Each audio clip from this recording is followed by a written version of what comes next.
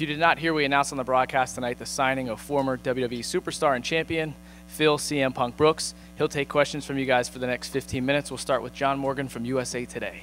Phil, obviously, congratulations. Thank you. Obviously, I'm sure not an easy decision for you to make.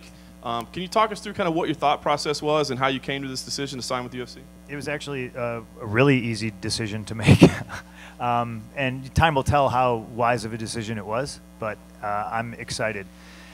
I finally feel like there's something that I can put 100% of myself into, and I will get 100% back. You know, if I slack off, if I sit on the couch and just eat Doritos and give 50%, only train 3 days a week, you know, that'll obviously show. That's not my plan. My plan is to go full tilt, kick my own ass so I don't get my ass kicked when I step into the octagon. Very easy decision, and I'm a kind of person who likes goals and challenges, and this is the biggest challenge I've ever put in front of me. So I'm very excited to climb that mountain, so to speak. Kind of a polarizing reaction among fans. Some people say it's the greatest thing ever. Some people are saying, "What is this?" Oh, I'm staying the fuck off Twitter right now because you know, like I got friends and family texting me, you know, patting me on the back, congratulations, thumbs up, and I'm staying away from the negativity for now. Fair enough. 36 years old. What do you think you could accomplish? I mean, realistically, what kind of limits, what kind of goals are you setting for yourself? You know, I'm not going to try to give you some inspirational, you know, message or anything like that. I just, you know, I know there's a lot of kids out there that look up to me, maybe. I don't know. And I always just tell them to don't let anybody tell you that you cannot do something. If you want to do something, as long as it doesn't harm anybody else, do it. You know, choose a path and work towards it to the best of your ability. And that's all I'm doing here. I'm 36 years young. I've never felt, I mean, I haven't felt this good. Do I look okay? Nobody? All right. Tough crowd. You broke the internet tonight. It's okay. I'm sorry. I'm as nervous as you are. I'm not really used to being in front of large groups of people and speaking. So, no, I'm going to give it 100%, and I just don't let anybody tell me that I cannot do something because I believe in myself and I know I can. And just last question for me. Inevitably, I think there's going to be comparisons to Brock Lesnar. Do you welcome that and say, you know, I want to try to live up to that type of level, or would you prefer people say, hey, listen, don't make that comparison. I'm my own guy. I'm doing this a little differently? Well, you hear positive and negative things about Brock. Oh, Brock, he was a wrestler. You got knocked out. No, dude, Brock was the heavyweight champion. So if somebody's going to compare me to Brock Lesnar, you know, I'll gladly, I'll take that. I think I'm a little cuter, but, you know. Phil, Kevin Iole with Yahoo Sports. First of all, you know, when Dana came over, he said you're probably looking at 185, but he said you wouldn't rule out 170. They bill you in wrestling at 218. What is your walking around weight, and what is your thought process on a division? The first legitimate conversation I had with Lorenzo and Dana, I was 215. And I ate so much food in front of them, and then hindsight, I was probably like, man, maybe I shouldn't have done that. You know, I ate everything. But since then, I've already lost 15 pounds, and I've been training my ass off already, anticipating this. So it's super exciting for me. I think I could, I don't want to say easily, get to 185. I'm going to do a test weight cut. I'm going to use all the contacts I already have to get the best nutritionist, whatnot, and I'm going to see how I feel. I'm just not ruling out 170. You know, I got to test my body, my body fat percentage and all that other stuff. I'm just not ruling out 170 just in case. But 185 is most likely the target. You've been working out, Dana told us, for a while. You know, Brock had that base of wrestling. He was a national championship type wrestler. What is your background? I mean, we know you've been working with Henner and whatnot, but I mean, what do you feel like your base is, and what is it that you're going to bring to the cage that you think might make you successful? Just for the length that I've known Henner and been working with him, I'd definitely say my base is jiu-jitsu. I'm by no means like a kickboxing whiz or anything like that, but I intend to be as well-rounded as I possibly can before I step foot in the cage. And then my last question for you is, obviously, you know, boxing, WWE, and wrestling pay-per-view has been down, and certainly in this sport, they could use a little bit of a jolt. Do you feel like one of the attractions you had to management was the fact that, you know, you can work a mic and, you know, maybe beat Chael Sonnen too? I would like to think that Chael was emulating me most of his career, and I say that lovingly. I definitely think that's an aspect of it. I mean, if I was just Phil Brooks, I'm coming into the biggest fighting organization in the world with an 0-0 record, and I understand that. I'm sure people are still going to throw that in my face, but that does not bother me. That's the reality of it, and I embrace that reality. Can CM Punk fight? Yeah, I think everybody on some level can fight. It's in our DNA. I intend to take this very seriously, and like I said with Joe Rogan, cage side, I respect everybody who's ever stepped foot in the cage, and before I'm done here, everybody will respect me as well. Hey Phil, Brett Okamoto with ESPN. I just had one question for you really, and that was when Brock came in, there was this story about how he practically kind of had to beg, to get that kind of opportunity. And there have been some other guys who have come in and sort of, is this the right fit? And they had to beg the UFC for an opportunity. What was their reaction to you when you said that this is something that you wanted to do? They take you pretty seriously right off the bat? No, because I want to say, I can't even remember. It was here. It was in Mandalay Bay. And I think in passing, I might have said something to Lorenzo, like half-ass joking, and then he kind of like half-ass joked back. And then I think that's where the seed was planted. I didn't have to beg. They didn't have to beg. Honestly, I just think it's a perfect match, because of guys like Brock Lesnar who have laid the groundwork.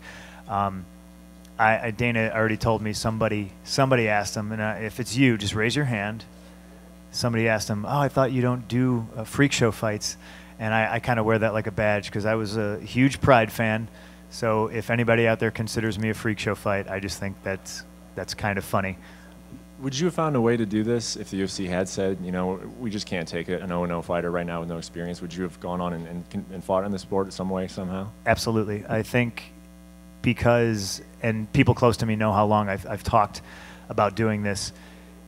It isn't so much about UFC. It's about me and what I know I have inside of me, and I want to prove not only to the world, but more importantly to myself. This is something that I've thought about for a very long time and haven't been able to do. So once the opportunity presented itself, I would have been a fool to say no. Thank you. Phil, you talked on your interview with Colt Cabana last week about the fact that WWE had a non-compete with you, and it specifically referenced UFC. Yeah. Was that something that had to be worked around, or was it already clear for you to come to UFC? It all got cleared up actually on my birthday. It was a nice birthday present. Myself and WWE settled everything, and the no compete went out the window. Okay, so and when was your birthday? I'm sorry. When? The 26th of October. Okay. So when you did the interview with Colt, you were talking about past tense, but you were actually free to go at that time. Yeah. And, obviously this is news to a lot of us, but in terms of being, given serious consideration to this, I know you've trained with Henry Gracie for a long time. It's been previously mentioned. Did you talk to him at length or other people about, realistically what they thought your chances would be? Well, I didn't want to talk to too many people within the MMA community because obviously if multiple people know a secret, it no longer is a secret. But Henry's somebody I trust dearly. So I at the beginning of November when I went out there and I was like, yeah, I got to train every day, twice a day. I'm doing this, I'm doing that. And he was kind of like, okay, well, why? Well, what's the deal? And I told him I was fighting. I didn't say UFC. I didn't give him any more details. And, he, like a brother, is concerned about doing that because he has trained and rolled with the best of the best. I mean, Lyoto Machida, guys who have been champions here. So he knows the level of competition, and he knows me. But he also knows that I don't take no for an answer and how determined I am. So I have his full undying support, which is nice in these trying times. And finally for you, has there been any reaction, to the best of your knowledge, from the WWE? Has contact been cut off completely, or have you heard from anybody? I mean, I got friends. I mean, my wife works there. Right. So I have talked to her, and she's not thrilled, but she's okay with it, and she's got my back 100%, and that means the world to me. And I got a lot of other friends who are ecstatic. My phone exploded when we made the announcement. I haven't gotten a chance to go through it all because I was watching the fights. So that'll be what I'm doing after dinner tonight, is just playing on my phone.